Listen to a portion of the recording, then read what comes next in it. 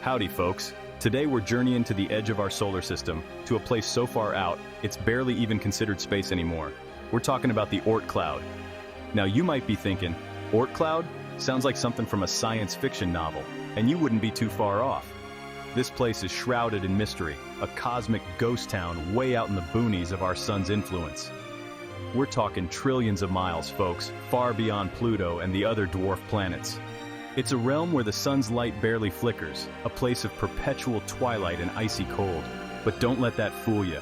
Even though it's cold and dark, the Oort cloud is far from empty. It's actually teeming with billions, maybe even trillions of icy objects.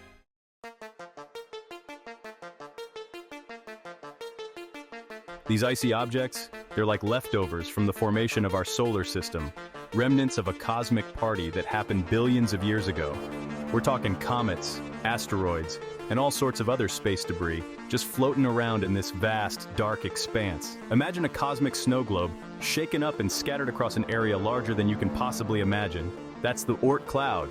And, every now and then, something bumps into something else. Or a star passes by and messes with the gravity of it all. That's when things get real interesting, because that bump, that gravitational nudge, can send these icy bodies hurtling towards the inner solar system. And some of them, well, they end up swinging by our neck of the woods, giving us a spectacular show in the night sky. Yep, you guessed it, comets. Those icy wanderers that light up our skies are like postcards from the edge of the solar system, messengers from the mysterious Oort cloud.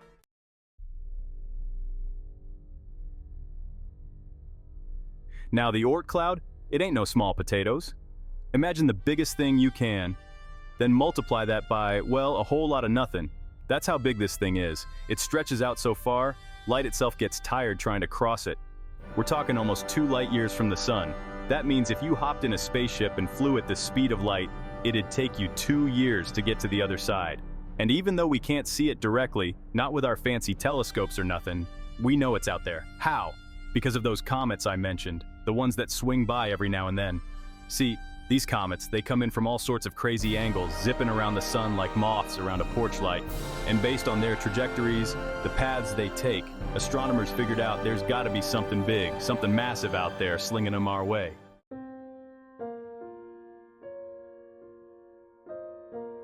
So, what exactly is the Oort cloud made of? Well, mostly ice. But not the kind you'd find in your sweet tea. This ice is ancient, billions of years old, frozen leftovers from the very birth of our solar system.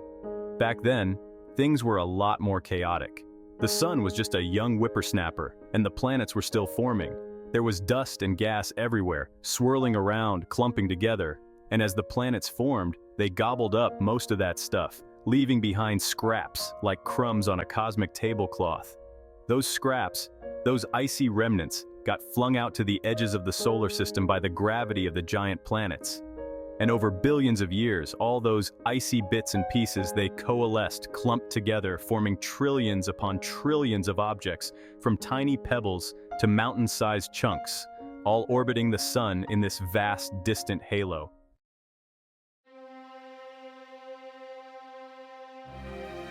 Now, most of the stuff in the Oort cloud, it just stays put, orbiting the sun in peace and quiet. But every now and then, something happens. Something that disturbs the delicate gravitational balance of this cosmic deep freeze. Maybe a star passes by, its gravity tugging at the Oort cloud like a cosmic magnet. Or maybe those icy objects bump into each other, like billiard balls in a giant slow-motion game. And when that happens, when those icy bodies get nudged out of their orbits, some of them, they fall inwards, pulled by the sun's gravity like moths to a flame. And as they get closer, they heat up.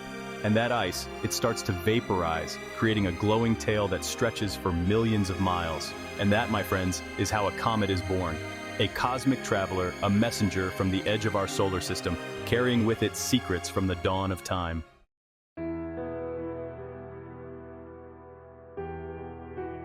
Now you might be wondering, why should we care about the Oort cloud? It's so far away, it's practically in another zip code. Well, folks, the Oort cloud ain't just some cosmic junkyard.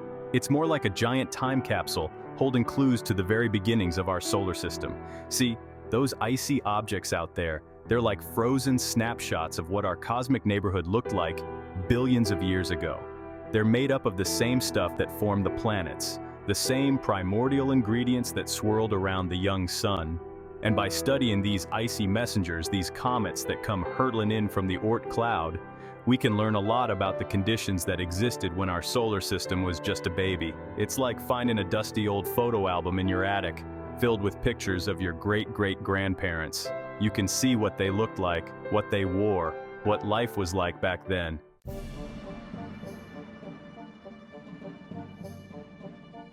The Oort cloud can tell us a lot about how planets form, how our own solar system came to be. See, the way those icy objects are distributed, the way they're clumped together or spread out, it can give us clues about the gravitational dance that went on in the early solar system. For example, some scientists believe that the giant planets, Jupiter, Saturn, Uranus, and Neptune, they didn't always hang out where they do now. They might have migrated around, moving and grooving as they interacted with each other and the surrounding material. And as they moved, they would have scattered those icy objects like pinballs, flinging some of them out to the Oort cloud and sending others plunging towards the sun. So, by studying the orbits of comets and the composition of those icy bodies, we can piece together the history of our solar system, like cosmic detectives trying to solve a billion-year-old mystery.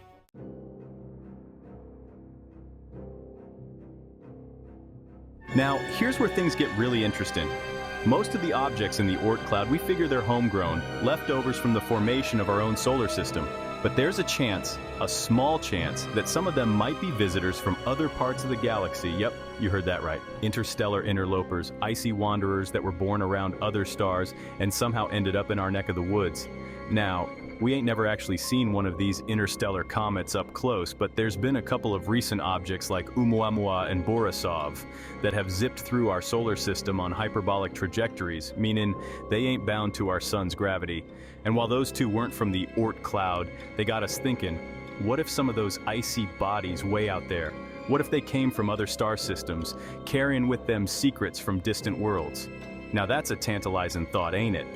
To think that we might be able to study material from other planetary systems without even leaving our own cosmic backyard.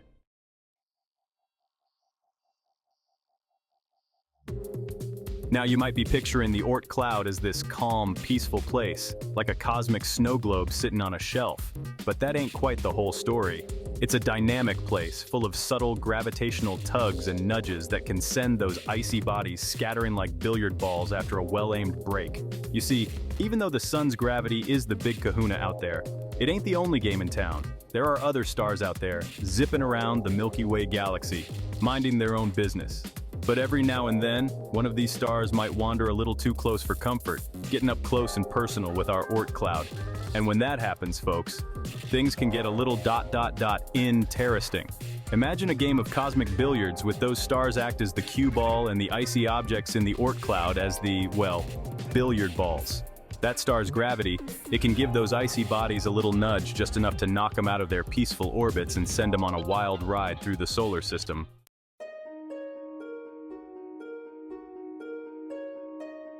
Now, most of the time, when a star messes with the Oort cloud, it just sends those icy objects scattering in random directions. Some of them might get flung out into interstellar space, never to be seen again. Others might just drift around in the Oort cloud, their orbits slightly altered. But every now and then, a lucky few, they get sent on a very special trajectory, a path that leads them right towards the inner solar system, right towards our neck of the woods. And that's when things get really exciting, folks. Because that's how we get comets. See, these comets, they're like cosmic travelers, carrying with them secrets from the edge of the solar system. They've been out there in the deep freeze for billions of years, unchanged since the very birth of our sun and planets. And now, thanks to a chance encounter with a passing star, they're coming to visit us, giving us a glimpse into the early solar system and the processes that shaped our cosmic neighborhood.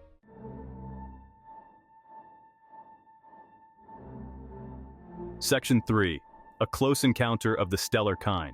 Now, you might be wondering, how often do these close encounters happen? How often do stars mess with our Oort cloud? Well, folks, it ain't exactly a regular occurrence. In fact, it's downright rare on human timescales. We're talking once every few million years or so, but here's the thing. The Oort cloud is huge. And the Milky Way galaxy, it's full of stars zipping around like fireflies on a summer night. So even though these close encounters are rare on a star-by-star basis, they're actually happening all the time. somewhere in the vastness of the Oort cloud. And every one of those encounters has the potential to send a few icy bodies hurtling towards the inner solar system, adding to the cosmic ballet of comets that grace our skies.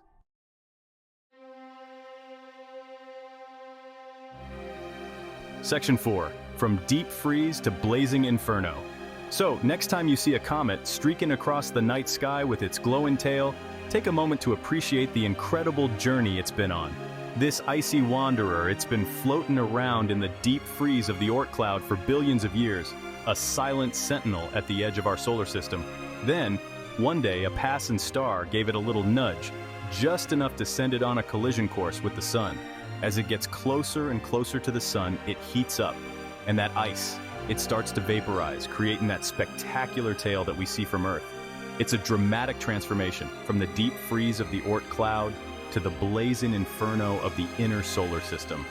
But it's also a reminder of the interconnectedness of our universe, how the dance of gravity can connect the most distant reaches of our solar system to our own little corner of the cosmos.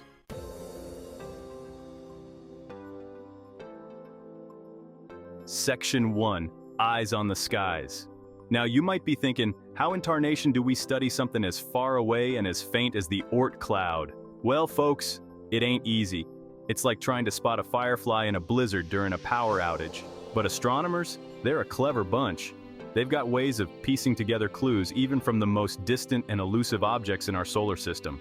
One way is by studying those comets I keep talking about. See, those icy wanderers, they're like messengers from the Oort cloud, carrying with them secrets from that distant realm.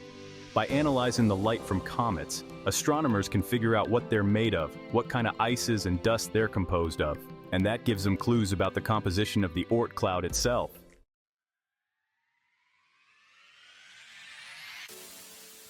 But it ain't just about looking at comets from afar.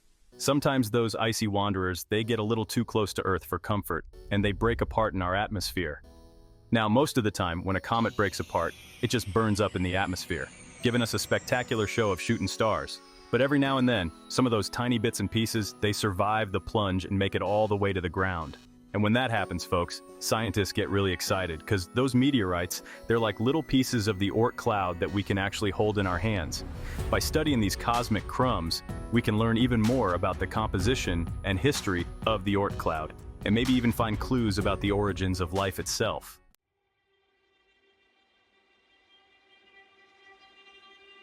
Now I know what you're thinking.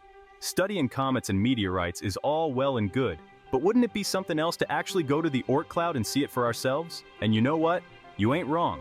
Sending a spacecraft to the Oort cloud, it'd be the ultimate road trip, a journey to the very edge of our solar system. But here's the thing, the Oort cloud is so far away, it'd take a spacecraft hundreds or even thousands of years to get there with our current technology. We're talking a multi-generational mission, something that would require some serious technological advancements. But hey folks, never say never. Humanity has a knack for dreaming big and reaching for the stars. Who knows what the future holds? Maybe someday, we'll have spacecraft that can travel at a significant fraction of the speed of light, allowing us to explore the Oort cloud up close and personal. Until then, we'll just have to keep our eyes on the skies, catching those cosmic crumbs, and piecing together the mysteries of our solar system's icy frontier.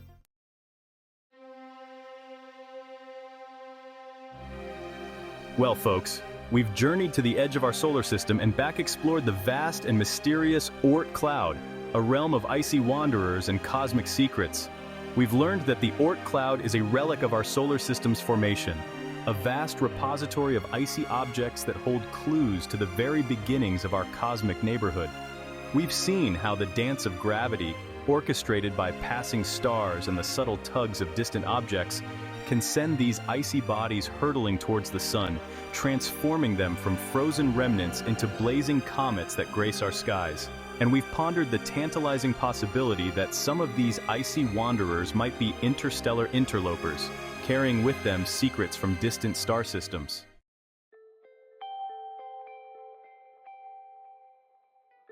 The Oort cloud, it's a reminder that our solar system is far from static.